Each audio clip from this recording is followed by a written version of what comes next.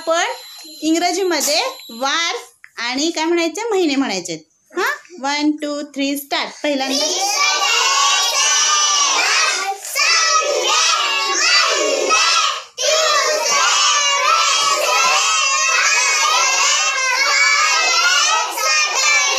शाबाश.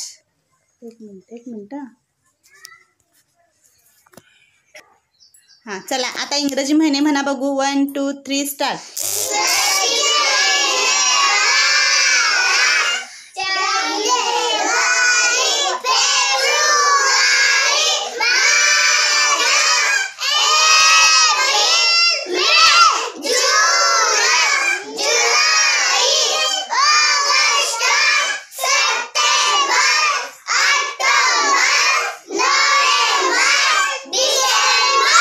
शाबाश, छान छान.